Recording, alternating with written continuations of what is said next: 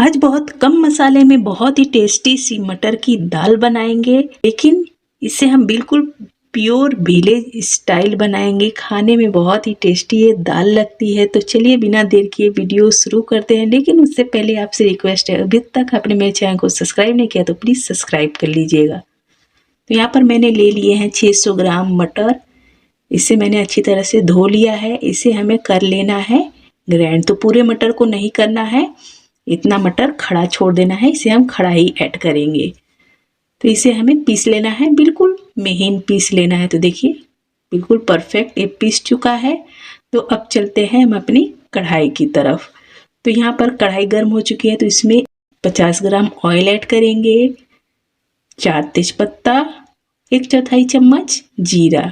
जीरा चटकने लगा है तो इसमें पिसे हुए मटर को ऐड कर देना है और इसे हमें 2 से 3 मिनट तक अच्छी तरह से भून लेना है। तो जब तक मटर भून रहे हैं तब तक हम थोड़े से मसाले पीस लेते हैं। तो यहाँ पर मैंने ले लिया है लहसुन, हरी मिर्च, अदरक और धनिया।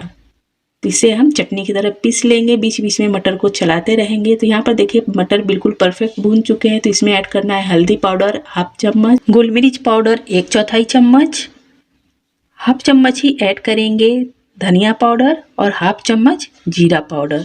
बस इतना ही मसाला ऐड करना है। साथ में डाल देंगे खड़े मटर, थोड़ा सा इसे चला लेंगे नहीं तो नीचे से लग जाएगा। अब इसमें हम मिर्च वाला पेस्ट ऐड करेंगे, अदरक लहसुन जो मिर्च धनिया हमने पीस कर रखा है, तो ये 2 चम्मच है। साथ में हम इसमें ऐड कर देंगे नमक स्वाद अनुसार। अब इसे हम मिक्स करते हुए सिर्फ 1 मिनट तक और भून लेंगे। आप चाहे तो इसमें लाल मिर्च पाउडर ऐड कर सकते हो, गरम मसाला ऐड कर सकते हो, लेकिन ये कम मसाले में ही बहुत टेस्टी सी दाल बनती है, तो इससे ज़्यादा डालने की आवश्यकता नहीं है। तो देखिए इसे भूनते हुए मुझे 1 मिनट हो चुके हैं। अब इसमें हम गर्म पानी ऐड करेंगे। तो मैं यहाँ पर 1.5 लीटर पानी ऐड कर रही हूँ।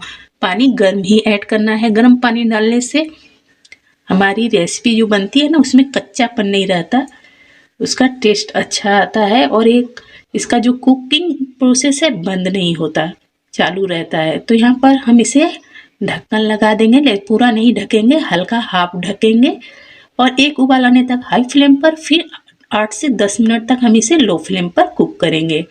तो यहाँ पर देखिए हमारी बहुत ही शानदार सी दाल बनकर हो गई है तैयार। किनारे किनारे आपको दिख रही होगी इस तरह से, जैसे कालापन दाल में आने लगा है, तो मतलब ये दाल ठीक पक चुकी है। अब तड़का लगाएंगे। तो यहाँ पर मैंने तड़का पैन रख दिया था जो गर्म हो चुका है, तो मैं घी का तड़का लगा रही हूँ। 2 चम्मच घी ऐड कर दिया, साथ में 1 चुटकी जीरा, 1 लाल मिर्च ऐड करेंगे। लाल मिर्च भून चुकी है, तो अब इसमें हम ऐड कर देंगे 1/4 चम्मच हींग और हाफ बारीक कटे प्याज ऐड करेंगे और हाफ ही टमाटर ऐड करेंगे। इसको थोड़ी देर तक हम भून लेंगे। हींग जरूर डालिएगा, हींग डालने से हमारा जो ये दाल है ना अच्छी तरह से पचता है। नहीं तो ये भले ही एंटीऑक्सीडेंट से भरपूर होता है, लेकिन वादी होता है, गैस बनाने की प्रॉब्लम हो जाती है इस तरह की दाल सब्जी खाने से।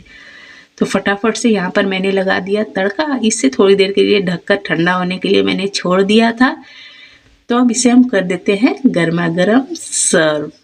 तो यहाँ पर देखिए हमारी बहुत ही टेस्टी सी दाल बनकर रेडी हो चुकी है और आप इसका टेक्सचर देख सकते हो।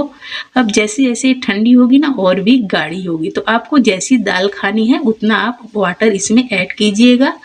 तो यहाँ पर बहुत ही शानदार सी दाल बनकर हो गई है तैयार। अगर आपको मेरी ये रेसिपी पसंद आई हो तो प्लीज़ मेरे चैनल को सब्सक्राइब कीजिएगा, लाइक कमेंट शेयर करना मत भूलिएगा। मैं ऐसे ही प्यारे